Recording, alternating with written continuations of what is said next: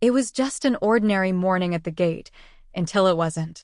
A young black girl stood patiently, ticket in hand, ready to board the flight home after a leadership conference. But what should have been a quiet, routine moment turned into something much bigger. A flight attendant ripped her ticket right in front of her, accusing her of fraud, refusing to scan it, and humiliating her in front of a crowd. What the attendant didn't know, that the girl's father owns the entire airline. What happened next stunned everyone. Within minutes, heads turned. Within the hour, the entire airport knew. And by the end of the day, the airline would never be the same again. This story is not just about a torn ticket. It's about how power, prejudice, and quiet courage collided at 34,000 feet. Stay with me. You need to hear how it ends.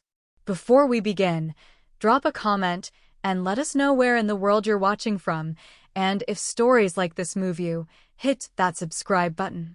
Because this one changes everything. The airport hummed with the dry rhythm of America in motion, heels clicking over polished tile, loudspeakers buzzing half-legible announcements, and that unspoken hierarchy that sorted people before they even spoke. In that steady churn stood young Nia Ellison, 15, alone but composed, her mother's calm woven into every movement she made.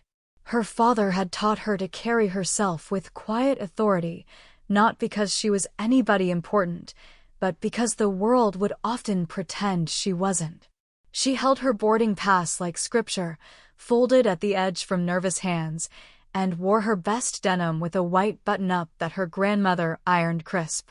Nia had just finished a youth leadership summit in Atlanta and was flying home to D.C., a small victory of self, a symbol of promise, but also a test of what America still required of black children who dared to dream. She approached the gate with a practiced smile, the kind that black folks pass down like family recipes, not sweet, not disarming, but dignified. The flight attendant behind the counter wore the kind of strained politeness that came from years of smiling through clenched teeth. Her name tag read Deborah Langley, and the way she looked at Nia wasn't harsh, just tired. But that tiredness carried with it judgment, the quiet kind that poisons wells and then wonders why you're still thirsty. "Are you alone?" Deborah asked without greeting, her voice cold like tile under bare feet. "Yes, ma'am," Nia replied. "My father arranged the ticket through his office. It's all confirmed." Deborah's eyes dropped to the paper, then to the girl's skin, then her hair. She didn't nod. She didn't smile. Instead, she tilted her head the way people do when they've already decided something doesn't make sense. Nia had seen that look before, on teachers who expected her to fail, on store clerks who hovered by the cosmetics aisle when she stood too long near the lotion. "This ticket looks suspicious," Deborah said flatly. Nia blinked, unsure if she'd heard right. "It's valid. I already checked in online."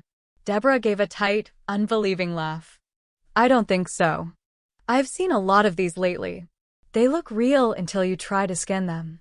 Other passengers were starting to glance over. An older white couple clutched their bags tighter.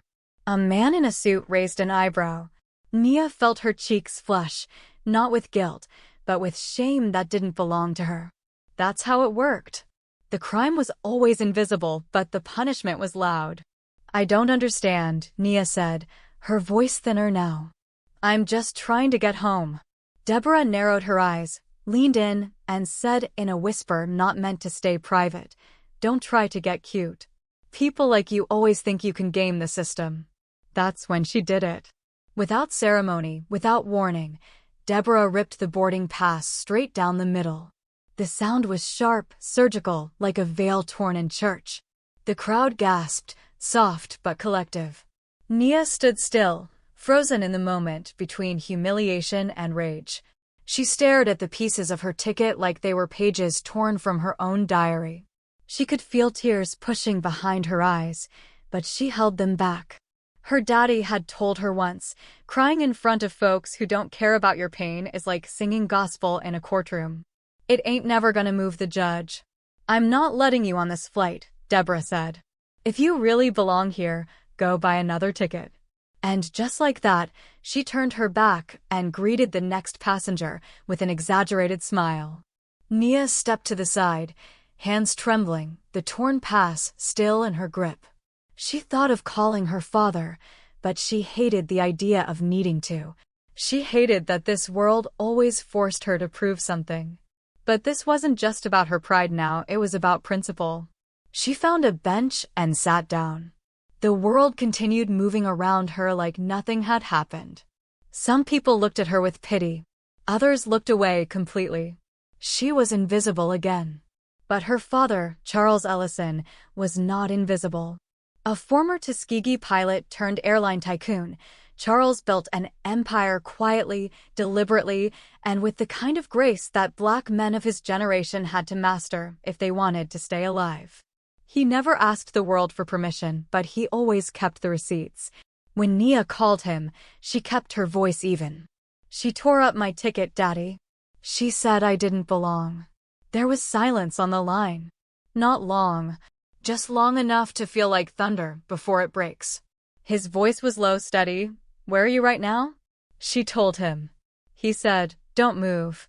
I'm coming." And when Charles Ellison showed up at that terminal, he wouldn't be wearing his titles. He wouldn't be shouting. He would walk in like every Black father who's ever had to pick up the pieces of dignity somebody else thought they could tear in half. But Nia didn't know any of that yet. She just knew she wasn't going to cry. Not yet. It's a curious thing, how silence can scream. Nia Ellison sat alone by the window, her back upright but weary, the torn ticket in her hand softening like paper does when you grip it too long. The hum of the airport moved around her, indifferent. People walked by with their coffees and carry-ons, scrolling their phones, whispering to their children. No one stopped. No one asked. Not even a glance from the security officers who had surely seen the interaction. That, perhaps, was the loudest part. Her phone buzzed again. "Daddy, 10 minutes away." She didn't reply. She couldn't. Her hands had started to tremble again, not from fear, not quite from rage, but from something heavier. From the knowing. The knowing that what happened at that gate wasn't about policy. It wasn't about scanners or systems. It was about how easy it still is to treat Black dignity like it's disposable. From across the concourse, Deborah Langley hadn't moved much. She continued scanning boarding passes with the robotic efficiency of someone who didn't know, or didn't care, that she'd just stepped on a landmine. She laughed lightly with a white couple, made small talk with a red-headed man in a Patagonia fleece, then glanced over at Nia once, eyes squinting, before turning back to her screen. That glance said everything. It said, "You're still here?" It said, "Don't push it." It said what America too often says to its Black children when they stand too tall. Just wait. 10 minutes can be a long time when the world's pressing down on you. Nia's heart raced faster with every passing moment. She thought about calling someone from the conference, one of the other teens she'd grown close to.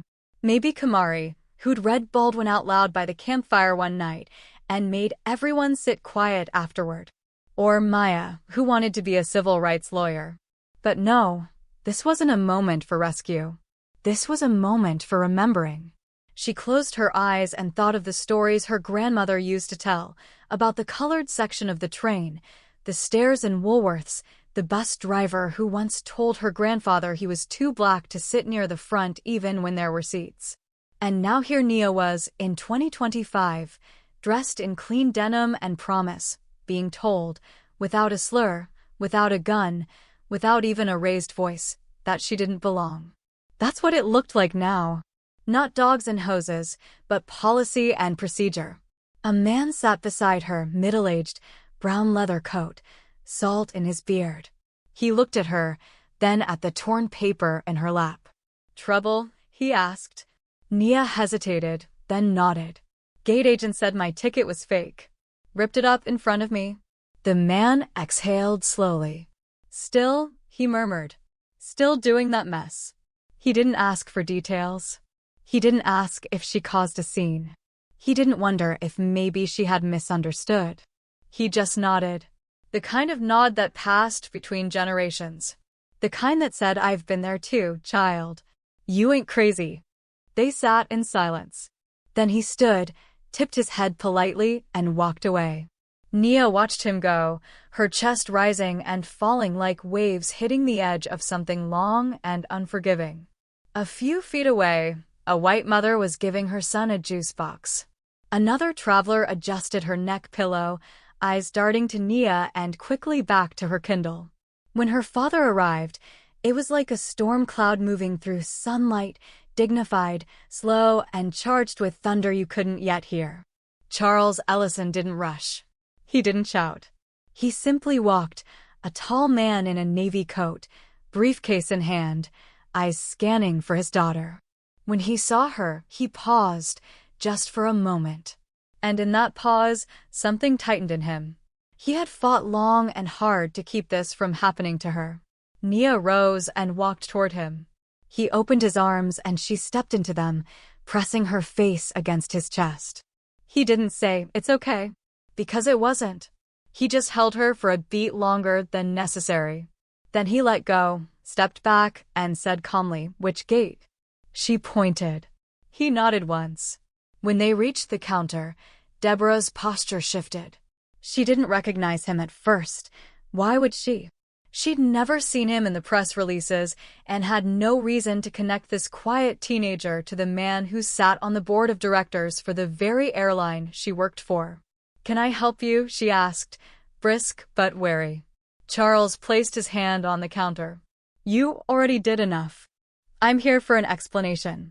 Deborah straightened. "Sir, this young lady attempted to board with what appeared to be an invalid." "She's my daughter," he interrupted, voice low and firm. "And that ticket was booked directly through our corporate travel system. It was valid. What you did, what you chose to do, was not only wrong, it was cruel." There was something about the way he said "chose" that made the air go cold. Deborah opened her mouth to respond, but a supervisor had appeared now, an older white man with graying temples and anxious hands. "Mr. Ellison," he said, trying to hide his surprise. I didn't realize you were in the terminal today." "I wasn't. Until 10 minutes ago." The supervisor glanced at Deborah, whose face was suddenly pale. "I think we should speak privately," the supervisor said quickly. "No," Charles replied. "I think we'll speak right here, in front of the people who watched you tear my child's dignity in two." People had started to gather, casually at first, then with more interest. A few phones had come out, half hidden behind sleeves. Charles didn't care. Let them record. Let the world see what a gatekeeper really looked like when the gate swung back. Deborah looked down.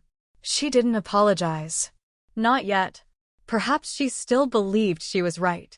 Nia stood beside her father, no longer trembling.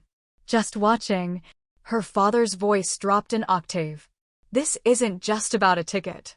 It's about the assumption behind your eyes when you look at her." The supervisor cleared his throat. "We'll replace her ticket, of course, and offer." "We don't want a replacement," Charles said. "We want a conversation." And in that moment, the rhythm of the airport faltered. Just for a second. Just long enough for a truth to settle in the bones of everyone who had witnessed what happened. Because sometimes, justice doesn't come in a courtroom.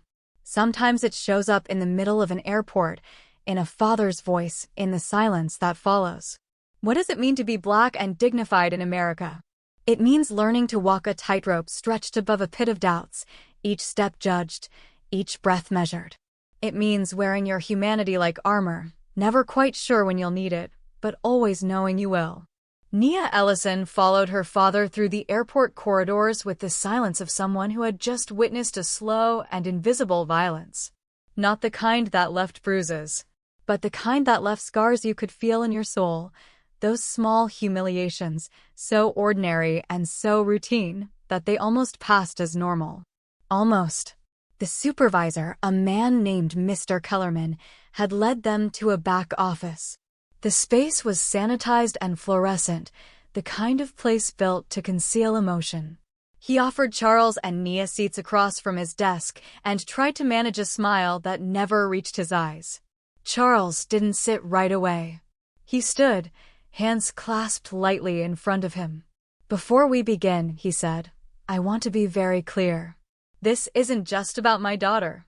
This is about every young black child who walks into one of your airports and is treated like a threat before they even speak." Kellerman shifted, the way men do when they realize their script no longer fits the scene. "I understand your frustration," he said carefully. "But I'm sure you can appreciate that our employees must make judgment calls. We trust their instincts." "Instincts," Charles interrupted, still calm, "are not exempt from bias." There it was. The word, bias, said without apology, without anger, just truth, laid bare in a sterile office where the air had suddenly gone still. Kellerman nodded slowly, as though conceding a point he didn't truly accept. He turned to his computer, typing awkwardly. "I'll reissue the ticket. And, of course, we will be initiating a review." Nia sat quietly, her hands folded in her lap. She felt both invisible and exposed. She wanted to speak, but what would she say? That it wasn't just the ticket? That it was the look in that woman's eyes, the way it dismissed her? That it was the way no one had spoken up? Instead, she asked, softly, "What happens when the review is over?" Kellerman blinked, surprised. "Excuse me. I mean, what happened to Ms. Langley?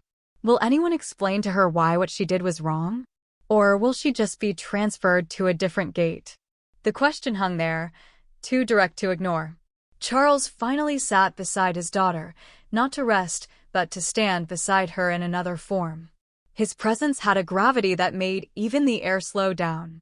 Nia had always admired that about him, not just his power, but his refusal to wield it unjustly. He didn't raise his voice. He raised the temperature of the truth. Kellerman sighed. "Our policy is to counsel the employee and provide additional training, if necessary." If Charles repeated, "That's the problem. You're still not sure anything was wrong." And in that instant, Nia saw what her father had been fighting against his whole life. The polite denial. The bureaucratic evasion. The country's desperate need to protect its innocence, even when confronted with its guilt. Kellerman cleared his throat. "Mr. Ellison, please understand, there are thousands of passengers. Thousands of tickets. Occasionally, mistakes happen." "Mistakes," Charles said, almost to himself. Funny how those mistakes always seem to happen to people who look like her. And there it was. The line between oversight and pattern. Nia felt her breath tighten. She remembered, vividly now, the way Gloria had looked her up and down. The certainty in her voice. The casual cruelty. She wasn't afraid of consequences, because, like so many before her, she didn't expect any. A knock on the door interrupted them. Another employee stepped in, young, Latino, wearing a badge that said Training Manager. His name tag read Raphael. He introduced himself and asked if he could sit in. Charles nodded once. "I was just briefed," Raphael said. "And if I may say, I'm deeply sorry for what happened." Unlike Kellerman, Raphael's eyes held something else, shame, perhaps. Or recognition. "I've seen it before," he said quietly. "Not always this blatant, but subtle, like checking IT twice. Or whispering about how someone looks like they're flying alone. It's usually small, but small things add up." Charles studied the man. "And what do you do about it?" "We try to teach empathy," Raphael said. "But that's not always enough. Some people aren't here to learn. Some are just here to enforce." Charles nodded, slowly. "Then maybe we're hiring the wrong kind of people." Nia looked at Raphael, grateful. He was young, maybe even naive. But he was trying.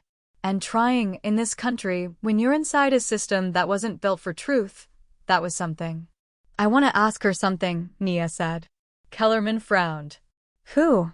"Gloria Langley," Nia replied, her voice steady. "I want to ask her what made her tear up my ticket. Not as a confrontation, but as a question.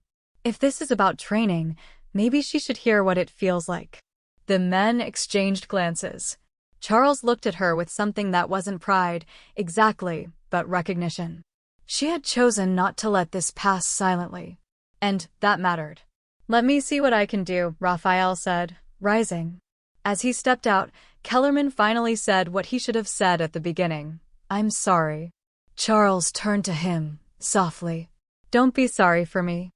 Be sorry for a world where my daughter had to prove her worth just to sit on a plane." They left the office a short time later, a new ticket in hand. Nia still felt uneasy, but less alone. Her father's presence was like a shield. But she knew that shield wouldn't always be there. That's what scared her. She glanced at the window as they walked. Outside, a plane lifted into the sky. And she thought, not for the first time, about what it means to fly in a world that still won't let you arrive. It is a curious thing to live in a country that sees you as a question mark. To walk into rooms where you are supposed to belong, only to feel your presence regarded as an error in someone else's script. This is the nature of the Black experience in America, not only to endure injustice, but to be asked to explain it politely.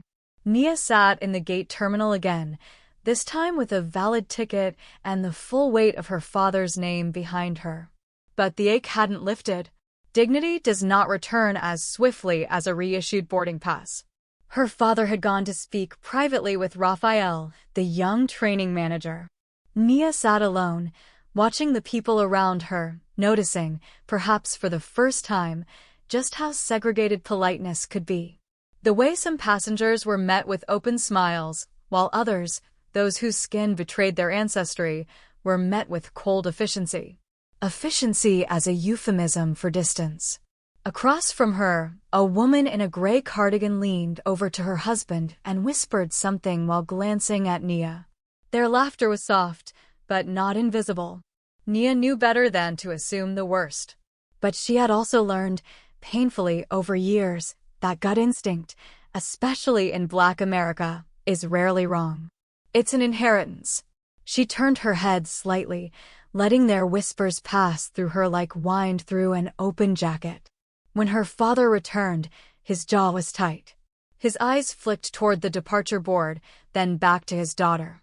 "She agreed to speak with you," he said quietly. Nia didn't move. Not yet. Something in her stomach resisted. "Why?" He paused, then said, "Because I asked her to listen. Not to defend herself. Just to hear you." Nia rose slowly. Not out of vengeance. She wasn't seeking retribution. What she wanted, what she needed, was something this country had rarely offered its Black citizens: acknowledgement. Not a refund.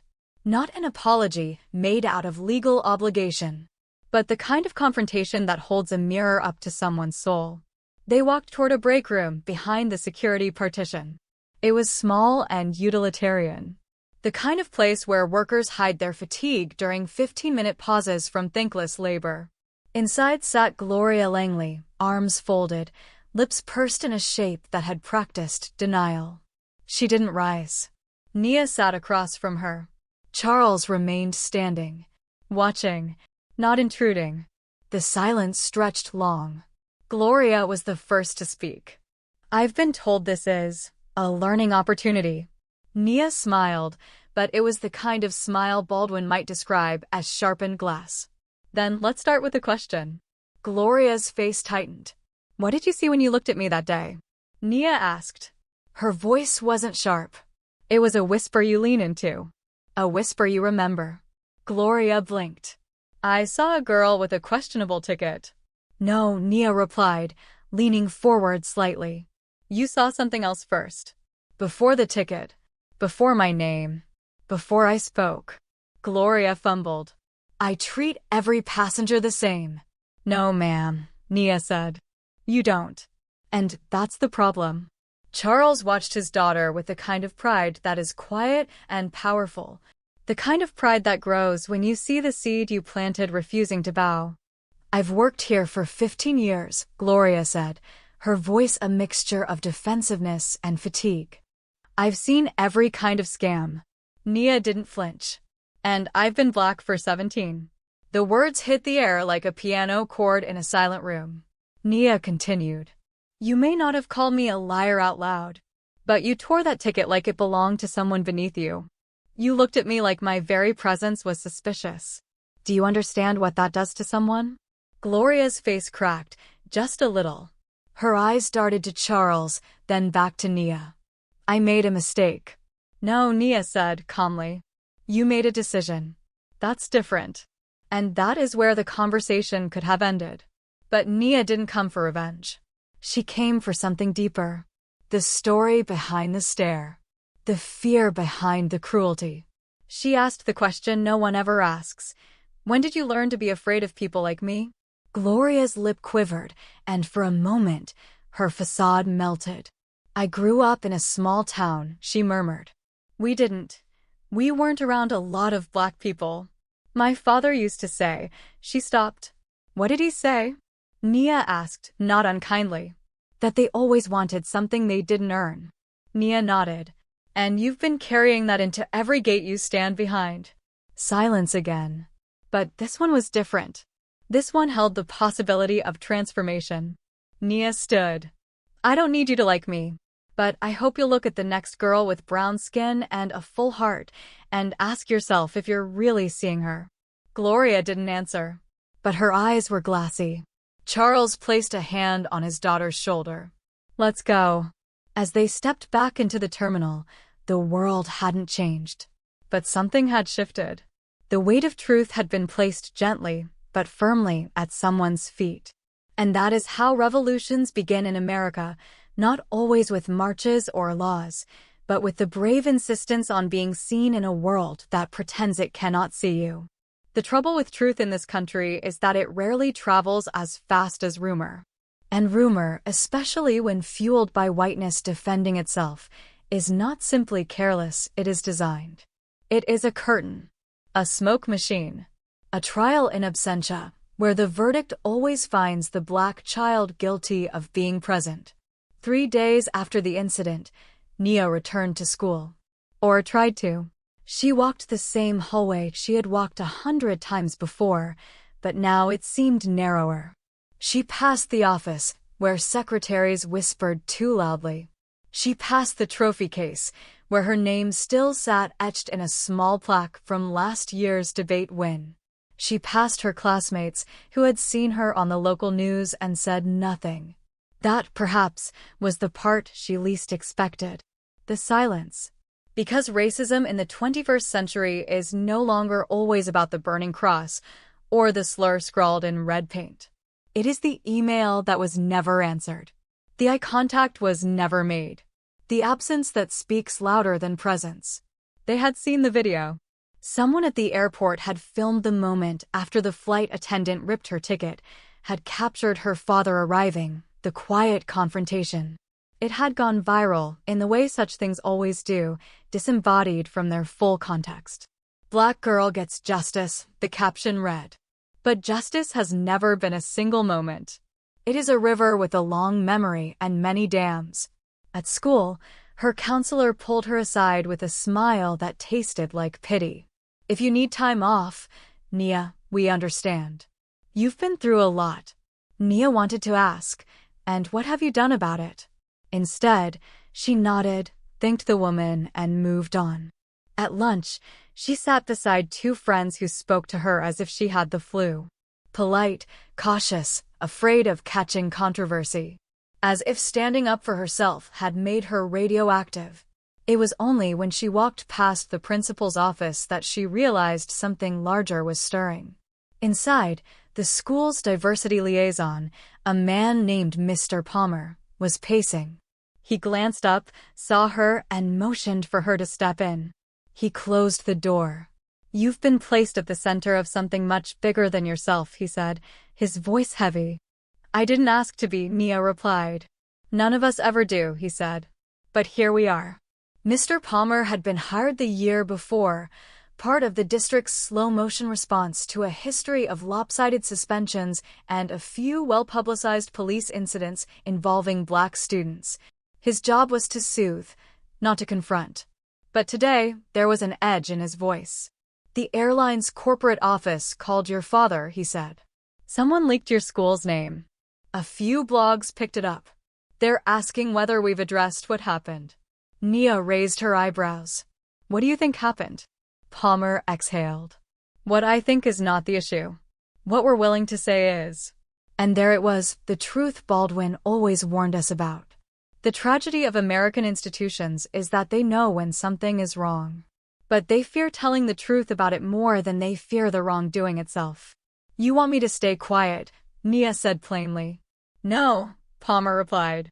I want you to understand the consequences of speaking too loudly.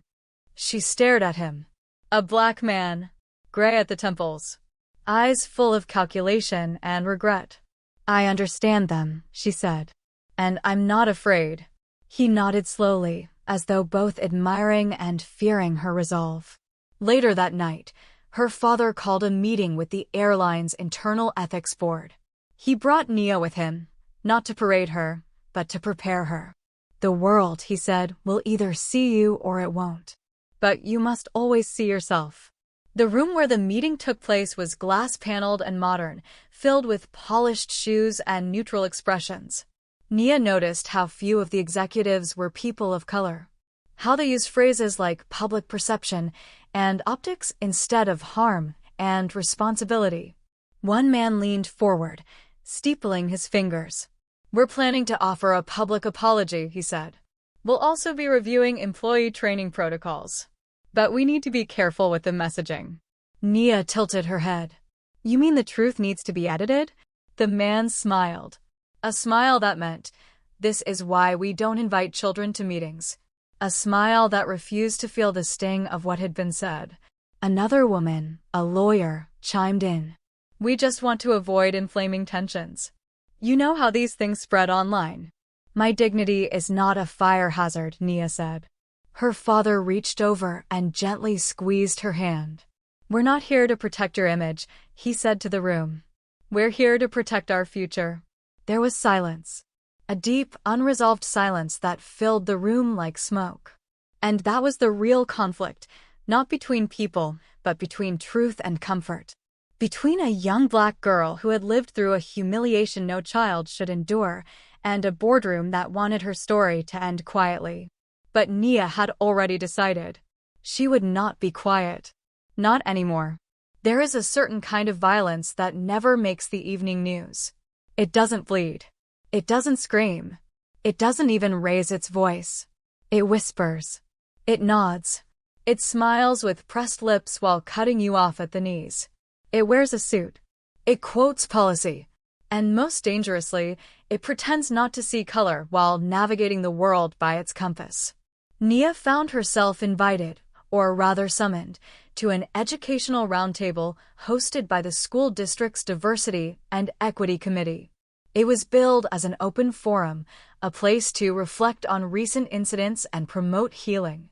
But healing, she had learned, could not be administered by those who refused to acknowledge the wound. The room was a theater of politeness. Folding chairs in a circle. Laminated name tags. Bottled water with eco-friendly labels. A projector screen with the phrase, understanding through dialogue, flickering above everyone's heads like an apology in search of a subject. There were school board members, a deputy superintendent, a few teachers, and a local pastor who always seemed to be trotted out when racial tensions got too loud.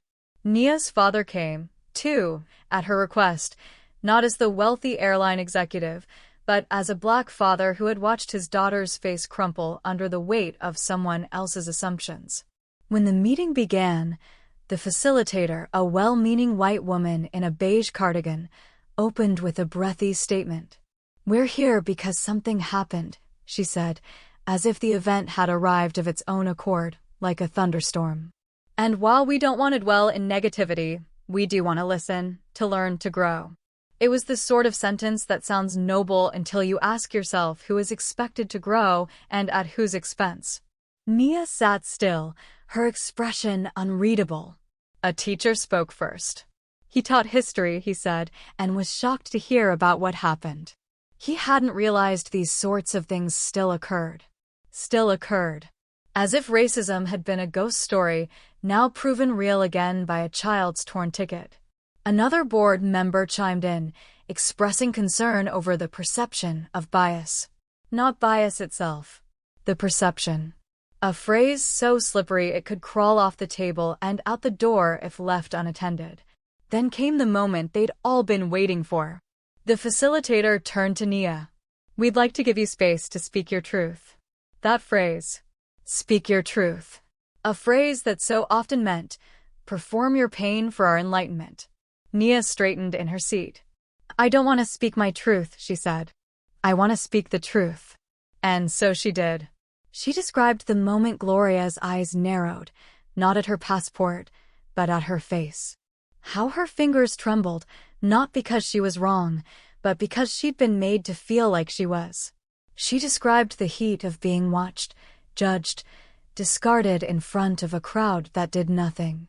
She spoke not just for herself, but for every time she had walked into a classroom and been asked if she was in the right room. Every time her voice had been called aggressive for defending herself. Every time she was asked, implicitly, to make herself smaller for other people's comfort. When she finished, there was a silence that wasn't quite guilt, but close to it. The deputy superintendent cleared his throat. "That was powerful," he said. "Thank you for your courage." But what he meant was, "Thank you for bleeding gracefully." Another woman, a counselor from a neighboring school, smiled. "This is why representation is so important. You are a beautiful young leader." Nia nodded, tight-lipped. She had learned by now that praise can be a sedative. They give you flowers so you won't ask for reform. Her father leaned forward, his voice low but firm. "What my daughter needs is not applause. She needs policy, procedure, accountability." That shifted the room. An older man, gray hair, wire-rimmed glasses, spoke next. He had been quiet until now. A former educator. Respected. Seasoned. He looked at Nia for a long moment before speaking. "You know," he said, "when I first started teaching, we had separate water fountains. That was obvious, visible racism. What troubles me now is how invisible it's become. How we've taught ourselves not to see it, even when it's sitting right in front of us." There were nods. Some cautious, some reluctant, some simply confused by the weight of what they'd just heard. It was Nia's turn to nod now. Later that night, back at home, she sat in her room, staring out the window as streetlights flickered on. She felt tired. Not in the way that sleep could fix, but in the way that comes from carrying too much history in too small a frame. She remembered something her grandmother used to say: "They'll ask you to dance with chains on your feet, and when you stumble, they'll say you can't keep rhythm." She wouldn't dance for them. Not now. Not ever. She pulled out her notebook and began to write. Not for school. Not for social media. Just for herself. Because she understood now that survival was not enough. You had to remember. You had to witness. And sometimes, if you could find the strength, you had to name the thing that hurt you so that others could no longer deny it. Outside, a dog barked. A car passed. The world kept turning. But Nia was no longer in orbit around other people's approval. She was gravity now. The trouble with progress is that it asks the injured to be patient. The week after the school district's roundtable was eerily calm. No one shouted. No doors slammed. There were no viral videos or protests in the streets. But Nia understood, perhaps too well by now, that the most dangerous moments are not when the world explodes. It's when it shrugs. She returned to school. Her teachers smiled a little too widely. Her classmates, some of whom had whispered her name like it was a protest chant, now acted as if she had simply been out sick. The principal, Mr. Denham, stopped her in the hallway with that particular kind of patronizing warmth that older white men sometimes wear like an old scarf they don't realize is fraying. "Glad to have you back, young lady. We're all learning, aren't we?" He didn't wait for her answer. She walked past him, her books pressed to her chest, and thought to herself, not for the first time, that learning, when it comes to race in America, was often just another word for stalling. At home, her father was already meeting with lawyers. Not to sue, not yet. but to be ready. I know how they move, he told her, pouring coffee one night in the dim quiet of their kitchen. They'll offer some small gesture, maybe a public statement, a sensitivity seminar, then hope time buries it. But you don't get to rip my child's ticket and call it a teachable moment. Nia stirred her tea. They keep trying to turn harm into homework. Her father looked up, a weary smile in his eyes. That's a good line. You should write that down. But the truth was, Nia was tired of writing things down. She wanted something to change. It came unexpectedly a week later, in the form of a district email, neutral font, polite tone, antiseptic language. The school board was proposing a pilot partnership for student empowerment. It sounded like a grant proposal written in a panic. But at the bottom of the email was a list of student volunteers they hoped would help shape policy through shared experience. Nia's name was on it. She hadn't volunteered. Neither had Tariq, her friend in AP history, who had been repeatedly mistaken for a janitor when walking through the back corridor. Nor had Sarah, who wore a hijab and had been told by one teacher, offhandedly, that this country has been very good to your people. No. None of them had asked to be on the list. But their stories had been circulating. Quietly. And someone, somewhere, had decided it was time to include them. As if inclusion were a favor. As if trauma made one qualified to sit at a table built to ignore you. Still, Nia went to the meeting. Because when you are born into a room you weren't invited to, sometimes you stay. Not for the snacks, not for the company, but because silence has never saved anyone. The boardroom was cold. Too much air conditioning. Not enough oxygen. The adults greeted her like she was the guest of honor at a dinner no one wanted to cook. A white man in a navy blazer spoke first. We're excited to hear from students today. We value your voices. We're here to listen. It would have been easier to believe him if he wasn't checking his watch as he said it.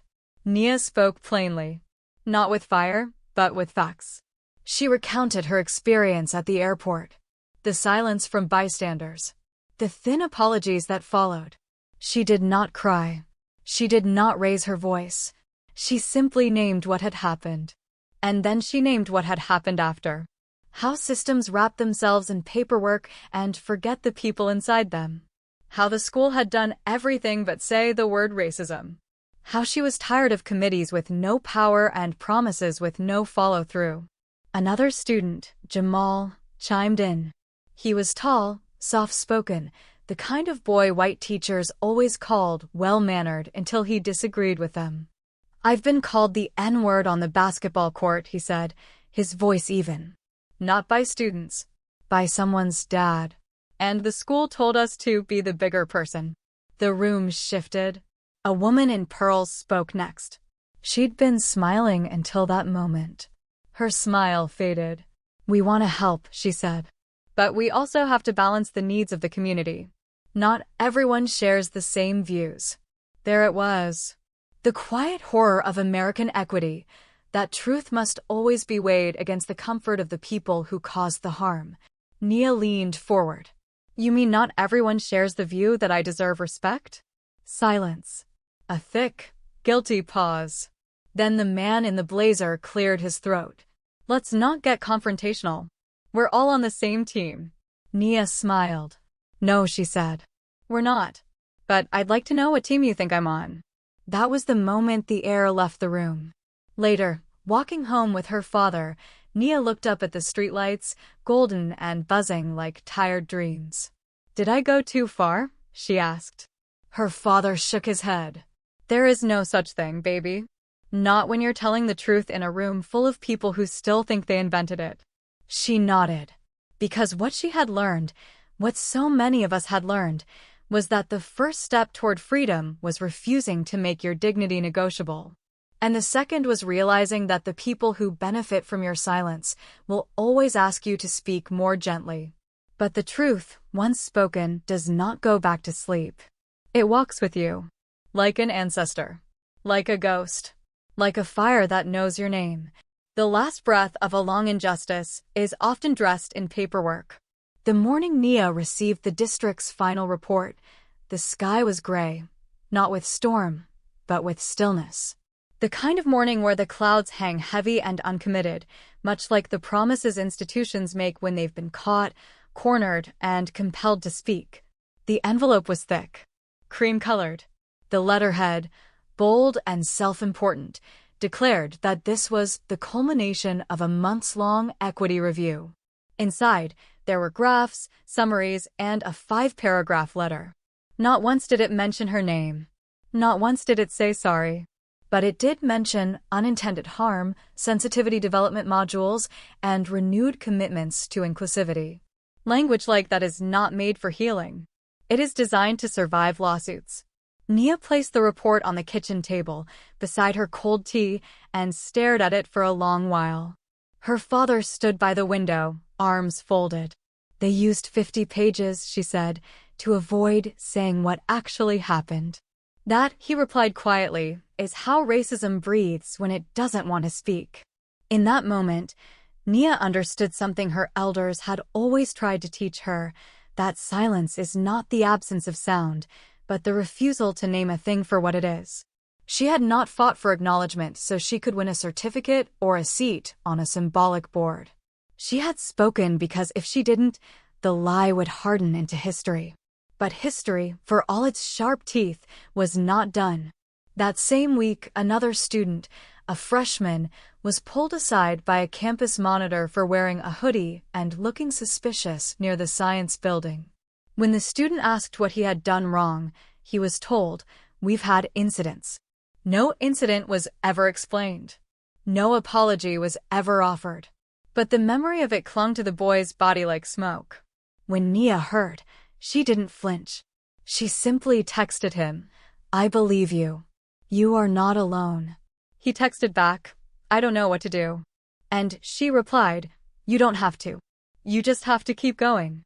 Because that, too, was the truth that elders passed on quietly. You don't fight racism once. You survive it over and over until your existence itself becomes the resistance. That weekend, the local newspaper printed a feel-good article. District rolls out new equity program for all staff. It featured a photo of smiling administrators. The tone was hopeful. The piece quoted a school board member who praised the students who helped us see more clearly. Nia read it in silence. Not once was her name mentioned. And yet, her face was on every line. That same afternoon, she was asked to speak at a community event downtown. A Black church had invited her to share her story alongside veterans of civil rights struggles, elders with walking canes, laughter that had survived beatings, and eyes that had seen fire. She wore a simple navy dress. No makeup. No jewelry. Just the weight of what she had endured and the strength of those who had endured more. She took the microphone, the sanctuary hushed, and she said, "I am not here to make anyone comfortable. I am here to remind us that dignity cannot be torn like paper, and justice does not come in a manila envelope." A few heads nodded. A few eyes welled up. Most listened in the way the old listen, not with hunger for answers, but with the hard-earned patience of people who already know the questions. She continued, "What happened to me happens every day. Sometimes it's a look. Sometimes it's a denial. Sometimes it's a bullet. But always, it's about reminding us where we do not belong. And so, we must remind them where we are." Pause. My father taught me to carry myself like the whole world was watching, even when no one was. Because what we survive teaches us more than any book.